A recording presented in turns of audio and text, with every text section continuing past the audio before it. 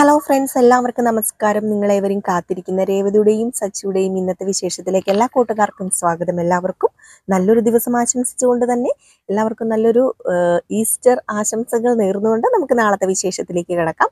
അതിനു മുമ്പായിട്ട് ആരെങ്കിലും നമ്മുടെ ഈ ചാനൽ ആദ്യമായിട്ട് കാണുന്നുണ്ടെങ്കിൽ ഇതുവരെ നിങ്ങൾ സബ്സ്ക്രൈബ് ഒന്നും ചെയ്ത് വെച്ചിട്ടില്ല എങ്കിൽ തീർച്ചയായിട്ടും ഒന്ന് സബ്സ്ക്രൈബ് ചെയ്ത് വെച്ചോളൂ. അതിനോടൊപ്പം മാക്സിമം എല്ലാവരും നമ്മുടെ വീഡിയോ ഇഷ്ടപ്പെടുകയാണെങ്കിൽ ഒരു ലൈക്ക് അടിച്ചിട്ടേ പോകാവുള്ളേ. അപ്പം നമുക്ക് നേരെ വിശേഷത്തിലേക്ക് തന്നെ കിടക്കാം. അങ്ങനെ നമ്മുടെ രേവതി ആ കാഴ്ച കണ്ട് അന്തം വിട്ട് കുന്തം പോലെ നിൽക്കുന്നതല്ലേ നമ്മൾ ലാസ്റ്റ് സീനായിട്ട് കണ്ടത്. രേവതി നോക്കിയപ്പോഴത്തേക്കും ആ ഒരു മുത്തശ്ശിക്ക് നമ്മുടെ സച്ചി പൂവൊക്കെ മേടിക്കുന്ന സ്ഥലം പറഞ്ഞു കൊടുക്കുകയാണ്. അപ്പം മുത്തശ്ശിയോട് പറഞ്ഞു, ഇവിടെ കിട്ടുന്നതിനേക്കാൾ നല്ല ഫ്രഷ് ആയ റോസാപ്പൂക്കളും മുല്ലപ്പൂക്കളും ഒക്കെ കിട്ടുന്ന ഒരു കടയുണ്ട്, എൻ്റെ വൈഫിൻ്റെ കടയാണ്, അവിടെ എല്ലാം കിട്ടും, അതുകൊണ്ട് അവിടെ കുറച്ച് വിലക്കുറവും ഒക്കെയാണ്, അപ്പം അതുകൊണ്ട് അങ്ങോട്ടേക്ക് വന്നാൽ മതി എന്നൊക്കെ പറഞ്ഞ് സ്ഥലമൊക്കെ പറഞ്ഞു കൊടുക്കുന്നു. അപ്പം അതിൻ്റെ കൂടെ ഇന്നാ മോനെ 50 രൂപ ഇച്ചിരി കൂടുതലൊക്കെ കൊടുത്താൽ മുത്തശ്ശി. ഇപ്പം പറഞ്ഞു, അച്ഛമ്മേ എനിക്ക് 50 രൂപയൊന്നും കൂടുതൽ വേണ്ട, കറക്റ്റ് പൈസ തന്നാൽ മതി, അങ്ങനെ കൂടുതൽ മേടിക്കുന്ന സ്വഭാവമൊന്നും എനിക്കില്ല, കറക്റ്റ് ഓടിയ പൈസ മാത്രമേ ഞാൻ മേടിക്കാറുള്ളൂ എന്ന് പറഞ്ഞപ്പം, അല്ല ചിലവരൊക്കെ ഇങ്ങനെ കൂടുതൽ പൈസയൊക്കെ കൊടുത്താൽ മേടിക്കും, ഞാൻ ഓടിയ ഓട്ടത്തിൻ്റെ പൈസ ഞാൻ ചോദിച്ചു, അത് എനിക്ക് അച്ഛമ്മ തന്നല്ലോ, ഈ 50 രൂപയൊന്നും എക്സ്ട്രാ എനിക്ക് വേണ്ട, ഇത് അച്ഛമ്മ വെച്ചിട്ട് അച്ഛമ്മയുടെ കൊച്ചുമക്കൾക്ക് എന്തെങ്കിലുമൊക്കെ മേടിച്ചുകൊണ്ടൊക്കെ പൊക്കോ എന്നൊക്കെ പറഞ്ഞിട്ട് നമ്മുടെ സച്ചി പറയുകയാണെങ്കിൽ പിന്നെ ഞാൻ പോവാട്ടോ എന്നൊക്കെ പറഞ്ഞ് കയറി അങ്ങ് ഓട്ടോയിൽ അങ്ങ് പോയി കേട്ടോ. ഇത് കണ്ടപ്പോഴത്തേക്ക് രേവതിയുടെ മനസ്സിൽ ഇങ്ങനെ വിചാരിക്കും, അപ്പം 1-2 ദിവസമൊന്നും അല്ല, കുറച്ച് ദിവസങ്ങളായിട്ട് ഓട്ടോ ഓടിച്ചുകൊണ്ടിരിക്കുന്ന ആളാണ്, അതുകൊണ്ടാണല്ലോ ഇതിനെക്കുറിച്ചൊക്കെ നന്നായിട്ട് മനസ്സിലാകുന്നത്. ഇത് എന്ത് പറ്റി സച്ചിയേട്ടൻ, ഈ ഓട്ടോ ഓടിക്കുന്ന എന്താ, ഇനിയിപ്പോൾ എവിടെ പോയി കാറ് എന്നുള്ള ഇതിലൊരു അന്താളിപ്പിലാണ് കേട്ടോ നമ്മുടെ സച്ചി ഉള്ളത്. ഏതായാലും സച്ചി ഈ അന്താളിപ്പിൽ ഇങ്ങനെ അല്ല, സച്ചിയല്ല രേവതി ഉള്ളത്. അങ്ങനെ രേവതി ഈ അന്താളിപ്പിൽ ഇങ്ങനെ നിൽക്കുകയാണ്. ഏതായാലും വല്ലാത്തൊരു സിറ്റുവേഷനാണ് നമ്മുടെ രേവതിക്ക്. അങ്ങനെ പിന്നെ കാണിക്കുന്ന സീൻ ചന്ദ്രനെയാണ്. ചന്ദ്ര സത്യങ്ങളൊക്കെ അറിഞ്ഞിട്ട് ഇങ്ങനെ ഇരിക്കുകയല്ലേ, വരട്ടെ, വരുമ്പോൾ വേണമല്ലോ ഇനി എല്ലാം പറഞ്ഞങ്ങോട്ട് കൊടുക്കാനും അതുപോലെ തന്നെ പറഞ്ഞ് കേൾപ്പിക്കാനും സച്ചിനെ എടുത്തിട്ട് അലക്കാനും ഒക്കെ. കണ്ണിൽ എണ്ണ ഒഴിച്ച് കാത്തിരിക്കുന്ന പോലെ ഇരിക്കുന്നു. ഫസ്റ്റ് കയറി വന്ന പാവം നമ്മുടെ രേവതിയാ, പിന്നെ പറയാനുണ്ടോ. അയ്യോ, നമ്മുടെ രേവതി ചെന്നതും അങ്ങോട്ട് രേവതിയുടെ അടുത്തേക്ക് എണീറ്റ് ചെന്നില്ലേ. എണീറ്റ് ചെന്നിട്ട്, എന്താടി നീ കാണിച്ചത്, നീയും നിന്റെ കെട്ടിയനും കൂടെ മറച്ചു വെച്ച ആരും അറിയില്ലെന്ന് വിചാരിച്ചോടി, നിന്റെ കെട്ടിയോന് എന്താടി അവന്റെ വിചാരം, അവന് നീ വന്നതിൽ പിന്നെ മുടിഞ്ഞു പോയെന്ന് ഞാൻ പറഞ്ഞിട്ട് നീ വിശ്വസിച്ചില്ല, വേറെ ആരും വിശ്വസിച്ചില്ല, ഇപ്പം മനസ്സിലായില്ലേ, അവൻ മുടിയുക ചെയ്തത്, കുതിരയുള്ള സ്ഥലത്ത് ഉറുമ്പ് വന്നതുപോലെ ദേ ഇപ്പം ടാക്സി ഉള്ള സ്ഥലത്ത് ഓട്ടോ വന്നിരിക്കുകയാണ്. എന്തിനാടി അവൻ ടാക്സി കൊണ്ട് വിറ്റത്, എന്നിട്ട് ഓട്ടോ എടുത്തത്, എന്നിട്ട് ഇതൊക്കെ ഞങ്ങളിൽ നിന്ന് മറച്ചു വെച്ചാൽ ഞങ്ങൾ അറിയില്ലെന്ന് വിചാരിച്ചോ, നീ കൊള്ളാലോടി ആളോ എന്നൊക്കെ പറഞ്ഞ് അങ്ങ് തുടങ്ങി. രേവതി പറഞ്ഞു, അത് പിന്നെ അമ്മേ, അതെനിക്ക് അറിയില്ലായിരുന്നു. നിനക്ക് അറിയില്ലായിരുന്നെന്നോ? ആ, എനിക്ക് അറിയില്ലായിരുന്നു സച്ചേട്ടൻ ഓട്ടോ എടുത്തെന്നോ ടാക്സി വിറ്റെന്നോ ഒന്നും എനിക്ക് അറിയില്ലായിരുന്നു. അയ്യോ, പിന്നെ നിനക്ക് അറിയില്ലായിരുന്നു, ആര് പറഞ്ഞു നിനക്ക് അറിയില്ലായിരുന്നെന്ന്, നിനക്കെല്ലാം അറിയാടി, നിനക്കെല്ലാം നല്ലതുപോലെ അറിയാം. എന്നിട്ട് നീ അഭിനയിക്കല്ലേ, നിന്റെ അഭിനയം ഞാൻ നിർത്തുന്നുണ്ടടി, അവള് കൂടുതൽ അഭിനയമായിട്ട് വന്നേക്കുന്നു, നീ ആയിരിക്കും അവനോട് കൊണ്ട് വിൽക്കാൻ പറഞ്ഞത് ടാക്സി, എന്നിട്ട് വേറെ ഒന്നും അല്ലായിരിക്കും എന്നൊക്കെ പറഞ്ഞപ്പോൾ ഈ സമയത്ത് ശ്രുതിയും രവീന്ദ്രനും അതുപോലെ തന്നെ വർഷയും ശ്രീകാന്തും ഒക്കെ ഇറങ്ങി വന്നു കഴിഞ്ഞപ്പോഴത്തേക്ക് ഇങ്ങനെ നമ്മുടെ രേവതിനെ ഇട്ട് പറയുന്നത് ഇങ്ങനെ കേൾക്കുക. അപ്പോഴേക്ക് ശ്രീകാന്ത് ചോദിച്ചു, ഇത് എന്തിനാ അമ്മ ഏടത്തേനെ വഴക്ക് പറയുന്നത്, അമ്മ എന്തിനാ ഏടത്തേയോട് ചൂടാവുന്നത്, എന്ത് പറ്റി എന്ന് ചോദിച്ചപ്പോഴത്തേക്കും, എന്ത് പറ്റിയെന്ന് എല്ലാവർക്കും അറിയണോ, കേൾക്കണോ, ഇവള് എന്നാ ചെയ്തതെന്നറിയാമോ, ഇവളുടെ കെട്ടിയോണ്ട് ടാക്സി കൊണ്ട് വിപ്പിച്ചു, അതാ ഇവള് ചെയ്തത്. ടാക്സി വിറ്റെന്നോ? ആ, അതെ ടാക്സി വിപ്പിച്ചു, എന്നിട്ട് ഇവക്കെല്ലാം അറിയായിരുന്നു, എല്ലാവരും കൂടെ മറച്ചു വെക്കുമായിരുന്നു എന്നൊക്കെ പറഞ്ഞപ്പോഴത്തേക്കുമാണ് പെട്ടെന്ന് നമ്മുടെ സച്ചി അകത്തേക്ക് കയറി വരുന്നത്.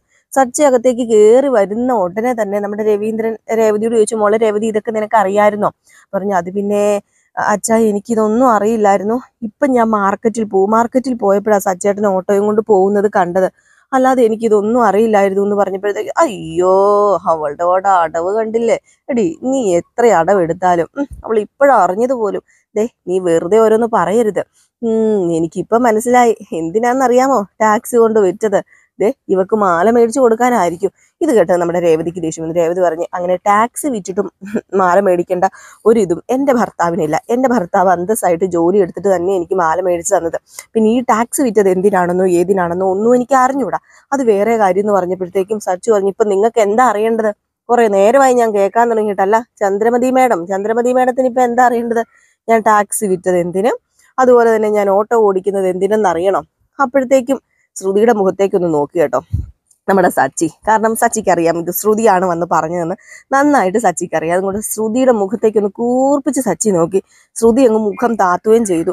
അപ്പൊ ശ്രുതിയാണെങ്കിൽ അയ്യോ ഇവൻ എന്ത് ചെയ്താലും ഒരു കുഴപ്പമില്ല, ഇവൻ എന്തും ചെയ്യാം ഈ വീട്ടില്, ഇവൻ കൊണ്ട് ടാക്സ് വിറ്റു. ഇപ്പൊ ആ സ്ഥാനത്ത് വേറെ ആരെങ്കിലും ആ ടാക്സ് വിറ്റതെങ്കിൽ ഇവിടെ എന്ത് പ്രശ്നം നടന്നേനെ. അതൊന്നും പറഞ്ഞാൽ പറ്റത്തില്ല. എന്തിനാടാ നീ ടാക്സ് വിറ്റത്, പറയടാ, ആ പൈസ നീ എന്ത് ചെയ്തടാ എന്ന് ചോദിച്ചപ്പോഴത്തേക്കും അതെ മോനെ സുധി, നീ അവിടെ സമാധാനമായിട്ടിരിക്കുക. അതെ, ഞാന് ടാക്സി വിറ്റിട്ട് ജോലി ഇല്ലാതെ പാർക്കിലൊന്നും പോയി ഇരുന്നില്ലല്ലോ, ജോലി ഉണ്ടെന്നും പറഞ്ഞ് കള്ളം പറഞ്ഞില്ലല്ലോ, ഭാര്യനെ പറ്റിച്ചില്ലല്ലോ. ഇത് കേട്ട ഉടനെ ശ്രുതിക്ക് ദേഷ്യം വന്നു. ശ്രുതി പറഞ്ഞു, എന്താണെങ്കിലും കള്ളം പറഞ്ഞത് കള്ളം തന്നെയല്ലേ, ടാക്സി വിറ്റിട്ടും വിറ്റില്ല എന്ന് പറഞ്ഞില്ലേ, അതൊരു കള്ളം തന്നെയാ. ആ കള്ളം മറയ്ക്കാൻ വേണ്ടി ഇനി സച്ചി ഓരോ ന്യായീകരണം പറഞ്ഞ് രക്ഷപ്പെടുവൊന്നും വേണ്ടാന്ന് പറഞ്ഞപ്പോഴത്തേക്കും ചന്ദ്ര പറഞ്ഞു, അങ്ങനെ പറ മോളെ, അവന് ടാക്സി അല്ല ഓട്ടോ റോഡിലൂടെ ഓടിക്കുന്നവന്. അപ്പോഴാണ് നമ്മുടെ രേവതി പറഞ്ഞ, അല്ലമ്മേ ഓട്ടോ റോഡിലൂടെ അല്ലാതെ പിന്നെ വെള്ളത്തിലൂടെ ഓടിക്കാൻ പറ്റുമെന്ന്. അപ്പൊ അവിടെ നിന്ന് വർഷ ഭയങ്കര ചിരി ചോദിച്ചപ്പോഴത്തേക്കും നമ്മുടെ ശ്രീകാന്ത് പറഞ്ഞു, വർഷയെ മിണ്ടാതിരിക്കാൻ പറഞ്ഞു. വർഷയ്ക്ക് ചിരി വന്നു കേട്ടോ. അപ്പോഴേക്കും നമ്മുടെ ചന്ദ്ര പറഞ്ഞു, നീ കൂടുതൽ ഡയലോഗ് ഒന്നും ഇറക്കണ്ടേ രേവതി, നീ കാരണം തന്നെ ഇതൊക്കെ സംഭവിച്ചത്, നീ ഒറ്റ ഒരുത്തി കാരണമായി ഇവന്റെ ഭാവി പോകുന്നത്, നീ വളം വെച്ച് കൊടുത്തിട്ടോ അങ്ങനെയോ ഇങ്ങനെയോ മറിച്ചതാ മറ്റേതാ ആനയാ ഓടയാ തേങ്ങയാന്നൊക്കെ പറഞ്ഞുകൊണ്ട് ഭയങ്കര ചാട്ടം. പിന്നെ സച്ചി പറഞ്ഞു നിർത്താൻ പറഞ്ഞു, നിങ്ങൾക്കിപ്പോൾ എന്താ അറിയണ്ടേന്ന് ചോദിച്ചു. ഇപ്പൊ രവീന്ദ്ര പറഞ്ഞു, മോനെ സച്ചി, നീ പറഞ്ഞതൊക്കെ ശരിയാണ്, ഏത് പണിക്കും അതിൻ്റെതായ മഹത്വമുണ്ട്. ഓട്ടോ ഓടിച്ചാലും കാർ ഓടിച്ചാലും ലോറി ഓടിച്ചാലും ഇനിയിപ്പം എന്തു ആയിക്കോട്ടെ, എന്ത് ജോലിക്കും അതിൻ്റെതായ മഹത്വം ഉണ്ടെന്ന് എല്ലാവർക്കും അറിയാം. പക്ഷെ നീ എന്തിന് കാറ് വിറ്റു? അതെന്തിനു കൊണ്ട് വിറ്റിട്ട് നീ പെട്ടെന്നൊരു ഓട്ടോ മേടിച്ചു? അതല്ലേ ഇവിടെ എല്ലാവർക്കും അറിയേണ്ടത്. അത് മോനങ്ങ് പറയാ. അത് പറഞ്ഞാൽ പിന്നെ പ്രശ്നമില്ലല്ലോ, നീ വേറെ ഒന്നിനും ചെയ്യില്ലെന്ന് എനിക്കറിയാം. നീ എന്തെങ്കിലും കാര്യം ഉണ്ടെങ്കിൽ നീ അത് ചെയ്യത്തുള്ളൂ എനിക്കറിയാം. നിനക്ക് അത്രയ്ക്ക് പ്രിയപ്പെട്ടതായ നിന്റെ ടാക്സി വിൽക്കണമെങ്കിൽ അതിന് എന്തെങ്കിലും കാര്യം കാണോ, എന്താ അതിന്റെ കാര്യം എന്നിങ്ങനെ ചോദിച്ചു കഴിഞ്ഞപ്പോഴത്തേക്കും സച്ചി പറഞ്ഞു, അത് പിന്നെ അച്ഛ അതിന്റെ കാര്യവും കാരണമൊക്കെ എനിക്കിപ്പം പറയാൻ പറ്റില്ല, അതുകൊണ്ട് ഞാനത് പറയുന്നില്ല. അത് പറയാൻ പറ്റുന്ന ഒരു അവസരം വരുമ്പോൾ അത് ഞാൻ അച്ഛനോട് തന്നെ പറയൂ അച്ഛ, പക്ഷെ ഇപ്പൊ അതെന്നോട് അച്ഛൻ ചോദിക്കരുതെന്ന് പറഞ്ഞപ്പോഴത്തേക്ക് ശ്രുതി പറഞ്ഞു, അത് എവിടെ തന്നെയായവാ, ഓഹോ അതെങ്ങനെ ശരിയാകും, ഇപ്പം പറയാൻ പറ്റത്തില്ല പിന്നെ പറയാൻ പറ്റും. എടാ അതൊന്നും പറയാൻ പറ്റത്തില്ല, അറിയാമോ, ഈ ടാക്സി മേടിച്ച പൈസയെ ഇവിടുത്തെ പ്രമാണം പണയം വെച്ചതാ. അപ്പം ചന്ദ്ര പറഞ്ഞു, അത് ശരിയാ, ഇവിടുത്തെ പ്രമാണം പണയം വെച്ചതാണ് ആ ടാക്സി മേടിച്ച പൈസ. അപ്പൊ ഏതായാലും ആ പൈസ ഇവിടെ എത്തിച്ചേ പറ്റൂ. അത് എന്റെ കയ്യിൽ തന്നിരിക്കണം. അത് പ്രമാണം വിറ്റ പൈസയാ, അത് എന്റെ വീടിന്റെ പ്രമാണം വിറ്റ പൈസയല്ല കേട്ടോ, സോറി, പണയം വെച്ച പൈസയാ, എനിക്കത് തന്നിരിക്കണം, അത് തന്നേ പറ്റൂ എന്ന് പറഞ്ഞുകൊണ്ട് വീണ്ടും ഇങ്ങനെ കിടന്ന് അലറുകയാണ്.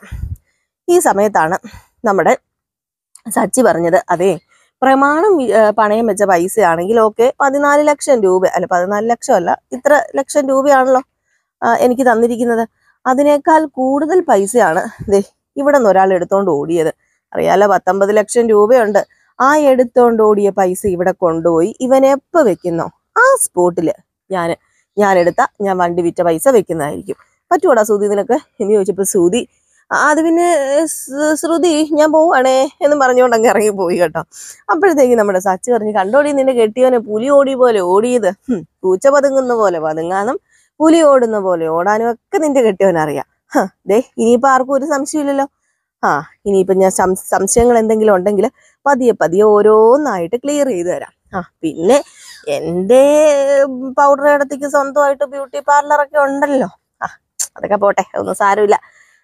അതുകൊണ്ട് പിന്നെ എൻ്റെ സുധി രക്ഷപ്പെട്ടു, എൻ്റെ ഏട്ടൻ സുധി രക്ഷപ്പെട്ടു. അല്ല പിന്നെ എന്താ പറയാന്, പാവം ഞങ്ങൾക്ക് ഒരു പൂക്കട മാത്രമേ ഉള്ളൂ. പക്ഷേ സുധിയടത്തേക്ക് സ്വന്തമായിട്ട് ഒരു ബ്യൂട്ടി പാർലർ ഉണ്ട് എന്നൊക്കെ ഡയലോഗും ഇറക്കി. ഇത് കേട്ട് കഴിഞ്ഞപ്പോഴത്തേക്കും ശ്രുതിയുടെ കൺട്രോളും പോയി, ശ്രുതിയുടെ ജീവനും പോയി. ശ്രുതി എൻ്റെ ദൈവമേ ഇനിയിപ്പോൾ അറിഞ്ഞോ ഇല്ലോ എന്ന് അറിയത്തുമില്ലേ, കൂടി ഇങ്ങനെ കുത്തി പറയുകയും ചെയ്യുന്നു. വല്ലാത്തൊരവസ്ഥയിലായി പോയിട്ടോ.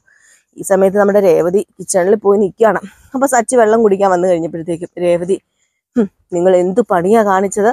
അപ്പോഴത്തേക്കും നമ്മുടെ സച്ചി തന്നെ ചോദിച്ചപ്പോ, നിനക്കറിയേണ്ട കാര്യം എന്താ, എന്തിനു വിറ്റു, ആർക്ക് വിറ്റു, കാരണം എന്താ, കാര്യം എന്താ, ഇതൊക്കെയല്ലേ നീ എന്നോട് ചോദിക്കാൻ വന്നത്? അതൊക്കെ ഞാൻ നിന്നോട് പതിയെ പറയാ രേവതി. അതെന്താ ഇപ്പൊ നിങ്ങൾക്ക് ഇങ്ങോട്ടേക്ക് പറഞ്ഞാൽ ഓരോ ഡയലോഗ് ഇറക്കി സച്ചേട്ടൻ എന്റെ വാ മൂടിക്കെട്ടാൻ നോക്കണ്ട. എന്തിനാ കൊണ്ടുപോയി ആ ടാക്സി വിറ്റത്? അത് എന്നോട് പറഞ്ഞാൽ എന്താ പ്രശ്നം ഇരിക്കുന്നത്? എന്തുണ്ടെങ്കിലും എന്നോട് പറയണ്ടേ സച്ചേട്ടൻ പറഞ്ഞോ? എന്തിനാ വിറ്റതെന്ന് നിനക്ക് അറിയണോ അല്ലേ? അല്ല ഞാനത് എന്തിനും ആയിക്കോട്ടെ വിറ്റത്, നിനക്കെന്താ പ്രശ്നം ഇരിക്കുന്നത്? ഞാൻ നിന്റെ കയ്യിൽ നിന്ന് പൈസ മേടിച്ചോ? ആരുടെയെങ്കിലും കയ്യിൽ നിന്ന് പൈസ മേടിച്ചോ? അതോ ഞാൻ നിന്റെ അനിയനെ പോലെ കള്ളനാണോ? ഇത് കേട്ടോ ഉടനെ നമ്മുടെ രേവതിക്ക് കയറി നൊന്ത് കേട്ടോ. രേവതി പറഞ്ഞു, എന്റെ അനിയൻ കള്ളനോ? സച്ചേട്ടൻ എന്താ ഈ പറയുന്നത്? അവൻ കള്ളനൊന്നും അല്ല. അവൻ ഒരു പ്രാവശ്യം ഒരു ബൈക്ക് മോഷ്ടിച്ചെന്നും പറഞ്ഞ് അവന് ഇഷ്ടമില്ലെന്നും പറഞ്ഞ് ഇങ്ങനെയൊന്നും പറയരുത് കേട്ടോ. അയ്യോ, അവൻ കള്ളനല്ല. അവന് രൂപക്കൂട്ടി വെക്കാമല്ലോ. അവൻ ആ കള്ളന്റെ കൂടെ അല്ലേടി കൂട്ട്, ആ ആന്റണിയുടെ കൂടെ. ആന്റണിയുടെ കൂടെ ആ കൂട്ടൊക്കെ. പക്ഷേ പക്ഷേ അത് ശരിയാവില്ല. എനിക്കറിയാം. എന്താ പ്രശ്നം? സച്ചേട്ടാ എന്തെങ്കിലും ഉണ്ടെങ്കിൽ ഒന്ന് പറ സച്ചേട്ടാ എന്നിങ്ങനെ പറയാണ്. ഏതായാലും നമ്മുടെ സച്ചി പറയാൻ നിന്നില്ല. സച്ചി പറഞ്ഞു, നീയായി നിന്റെ പാടായി. പിന്നെ വിശ്വസിക്കാം, അനിയനെയും അമ്മയെയും അനിയത്തെയും എല്ലാവരെയും വിശ്വസിക്കാം. വിശ്വാസത്തിനൊരു അതിര് നിശ്ചയിക്കുന്നത് നല്ലതായിരിക്കും. അത് നിന്റെ അനിയത്തിയോടും അമ്മയോടും ഒക്കെ ഒന്ന് പറഞ്ഞു കൊടുത്തേരെ, അത്ര മാത്രമേ ഉള്ളൂ എന്ന് പറഞ്ഞിട്ട് അങ്ങ് പോയി. നമ്മുടെ രേവതിക്കാണ് ഒരു എത്തുമിടിയും കിട്ടുന്നില്ല. രേവതി എന്ത് ചെയ്തു? ഈ സമയത്ത് നേരെ ടാക്സി സ്റ്റാൻഡിലേക്ക് വിടുകയാണ്. അപ്പൊ ഇതിനു മുമ്പായിട്ട് പിന്നെ കാണിക്കുന്നത് നമ്മുടെ ശ്രുതിനെയും നമ്മുടെ ചന്ദ്രനെയുമാണ്. ശ്രുതിയും ചന്ദ്രയും അക്കിടി പറ്റി അണ്ണാനെ പോലെ ഇങ്ങനെ ഇരിക്കുക. അങ്ങനെ ശ്രുതി പറയും, എന്ത് ചെയ്യാനാമേ, എന്ത് പറഞ്ഞിട്ടും ഒരു കുലുക്കവും ഇല്ലല്ലോ ഈ അച്ഛന്. ഇപ്പൊ നമ്മളെങ്ങാണോ ഈ സ്ഥാനത്തെങ്കിലും നമ്മൾ എന്തൊക്കെ പറഞ്ഞേനെ. സച്ചി ആയതുകൊണ്ട് ഒന്നും പറഞ്ഞില്ല. നമ്മൾ എന്തൊക്കെ പ്രതീക്ഷിച്ചിട്ടാ ഈ വിവരം പറഞ്ഞത് അച്ഛനോട്. എന്ത് ചെയ്യാനാ, അവൻ എന്ത് ചെയ്താലും ഇവിടെ ആർക്കും ഒരു പ്രശ്നമില്ല എന്നൊക്കെ പറഞ്ഞു. അപ്പൊ ഇതൊക്കെ പറഞ്ഞു കഴിഞ്ഞിട്ട് പിന്നെ കാണിക്കുന്ന സീനാട്ടോ നമ്മുടെ രേവതി ടാക്സി സ്റ്റാൻഡിലേക്ക് ചെല്ലുന്നത്. അങ്ങനെ ടാക്സി സ്റ്റാൻഡിലേക്ക് ചെന്ന് കഴിഞ്ഞപ്പോൾ മഹേഷ് അവിടെ ഉണ്ട്. അപ്പൊ മഹേഷ് അവിടെ ഉണ്ട്. അപ്പൊ മഹേഷും രണ്ടുമൂന്ന് കൂട്ടുകാരന്മാരും ഉണ്ട്. മഹേഷിനോട് രേവതി ചെന്നിട്ട്, ഞാൻ അറിഞ്ഞു, സത്യങ്ങളെല്ലാം അറിഞ്ഞു. എങ്കിലും മഹേഷ് ഏട്ടാ, ഞാൻ ഇത്രയും പ്രതീക്ഷിച്ചില്ല എന്ന് പറഞ്ഞപ്പോ മഹേഷ് ഞെട്ടിപ്പോയിട്ടോ. ഇനിയിപ്പൊ നമ്മുടെ ശരത്തിന്റെ സത്യങ്ങളൊക്കെ അറിഞ്ഞെന്നാണ് പുള്ളിക്കാരന്റെ വിചാരം. അപ്പം അത് പിന്നെ രേവതി CCTV ദൃശ്യങ്ങൾ കണ്ടത് കൊണ്ട്. എന്ത് CCTV ദൃശ്യം? CCTV ഒന്നും അല്ല, ഞാൻ എൻ്റെ കണ്ണിൽ നേരിട്ടാ കണ്ടത്. എൻ്റെ ഈ 2 കണ്ണും കൊണ്ടാ കണ്ടത്. സച്ചേട്ടൻ ഓട്ടോ ഓടിക്കുന്നത്. സച്ചേട്ടൻ ടാക്സി വിറ്റല്ലേ, ഓട്ടോയല്ലേ ഇപ്പൊ ഓടിക്കുന്നത്. അപ്പോഴാണ് മഹേഷിന് ആശ്വാസമായത്. രേവതി അത് അറിഞ്ഞിട്ടില്ല, പ്രധാനപ്പെട്ട കാര്യം അറിഞ്ഞിട്ടില്ല. അപ്പോഴത്തേക്കും മഹേഷ് പറഞ്ഞു, അത് പിന്നെ ഒരു പ്രത്യേക സാഹചര്യത്തിൽ. എന്ത് സാഹചര്യത്തിലാ കൊണ്ടുപോയി ടാക്സി വിറ്റത്? അതെനിക്ക് അറിയണം. ഞാനൊരു കാര്യം പറയട്ടെ, ആറ്റുനോറ്റ ആ ടാക്സി പണിതിറക്കിയത് അറിയാലോ. അതിന് എത്ര രൂപ ചെലവായി എന്നറിയാലോ. സച്ചേട്ടൻ അത്ര പ്രിയപ്പെട്ടതാണെന്നറിയാലോ. എന്നിട്ടും ആ ടാക്സി കൊണ്ടുപോയി വിറ്റിട്ടുണ്ടെങ്കിൽ എന്തോ ഉണ്ട് ഇതിന് പിന്നില്. അതെന്താണെന്ന് ഞാൻ ചോദിച്ചത്. അതെനിക്ക് അറിയണം. അല്ലെങ്കിൽ ഇനിയിപ്പോ എല്ലാവരും കൂടെ വിറ്റ് കള്ളു കുടിക്കാനാണോ ആ ടാക്സി കൊണ്ട് വിറ്റത് എന്നൊക്കെ ഇങ്ങനെ ചോദിച്ചു കഴിഞ്ഞപ്പോഴത്തേക്കും സച്ചിനെ കുറിച്ച് ഇങ്ങനെയൊക്കെ പറഞ്ഞപ്പോൾ മഹേഷിന് കേട്ടോണ്ട് നിൽക്കാൻ പറ്റിയില്ല കേട്ടോ. മഹേഷ് പറഞ്ഞു, രേവതി നിർത്ത, വേറൊന്നുമല്ല, ഞാൻ പറയാം. ഇതിനെല്ലാം കാരണക്കാരനെ നിന്റെ അനിയനാ. എൻ്റെ അനിയൻ എന്താ ചെയ്തത്? അത് പിന്നെ നിന്റെ അനിയനൊന്നും ചെയ്തു എന്നല്ല. അന്ന് നിന്റെ അനിയൻ കാരണമല്ലേ പ്രശ്നങ്ങളൊക്കെ ഉണ്ടായത്. അതുകൊണ്ട് തന്നെ ഞങ്ങളെല്ലാവരും മേടിച്ച പൈസ ഒറ്റയടിക്ക് കൊടുക്കണം എന്ന് പറഞ്ഞു. 50,000 60,000 ഒക്കെ ഞങ്ങൾക്ക് ഒറ്റയടിക്ക് എടുക്കാനുണ്ടോ? സച്ചിയുടെ സ്വഭാവം അറിയാലോ. അല്ലെങ്കിൽ പിന്നെ സച്ചി അവന്റെ കാല് പോയി പിടിക്കണം എന്ന് പറഞ്ഞു. അവന്റെ കാലിന് വീണു മാപ്പിരക്കാണെങ്കിൽ ഓക്കെ, പൈസ കൊടുക്കണ്ട, 3 ദിവസത്തിനുള്ളിൽ പതുക്കെ പൈസ കൊടുത്താൽ മതി എന്ന് പറഞ്ഞു. സച്ചി പോയി കാല് പിടിക്കണം എന്നാണോ രേവതി പറയുന്നത്? ആര് പറഞ്ഞെന്ന്? അവനോ? ആ ആന്റണിയോ? അതെ, ആന്റണി അങ്ങനെ പറഞ്ഞു. അത് പ്രകാരം പാവം സച്ചി ആ കാറ് കൊണ്ട് വിറ്റിട്ട് എല്ലാവരുടെയും പൈസ സച്ചി കൊടുത്തു. അതാ സത്യത്തിൽ നടന്നത്. ഒരിക്കലും സച്ചി ആരുടെയും കാല് പിടിക്കില്ല. അത് ഞങ്ങൾക്ക് കാണുന്നതും ഇഷ്ടമല്ല. അവൻ അങ്ങനെ പറഞ്ഞോ? ആന്റണി അങ്ങനെ പറഞ്ഞോ? കാറ് കൊണ്ട് പൈസ അല്ല, കാല് പിടിക്കണമെന്ന്, സച്ചേട്ടൻ കാല് പിടിക്കണമെന്ന് അവൻ അങ്ങനെ പറഞ്ഞല്ലേ? ഓഹോ, എങ്കിൽ പിന്നെ ഞാൻ കാണിച്ചു കൊടുക്കാലോ എന്നും പറഞ്ഞുകൊണ്ട് നമ്മുടെ രേവതി എന്ത് ചെയ്യാണ്, നേരെ ആന്റണിയുടെ അടുത്തേക്ക് വിട്ടടിച്ചു പോവുകയാണ് കേട്ടോ. ഇതിൽ പൂർണ്ണമായ സത്യങ്ങളൊന്നും നമ്മുടെ രേവതി അറിഞ്ഞിട്ടുമില്ല. പക്ഷെ ഇടയ്ക്കുള്ള കുറച്ച് സത്യങ്ങളൊക്കെ അറിയുകയും ചെയ്തു. ഇനി പൂർണ്ണമായ സത്യങ്ങളൊക്കെ അറിയൂ ഉടനെ എന്നൊക്കെ നമുക്ക് കാത്തിരുന്ന് കാണേണ്ടിയിരിക്കുന്നു. അപ്പൊ എല്ലാവരും കാത്തിരിക്കുക. ഈ ഒരു സീൻ കാണിച്ചിട്ടാണ് നമ്മുടെ ഇന്നത്തെ വിശേഷം അവസാനിക്കുന്നത്.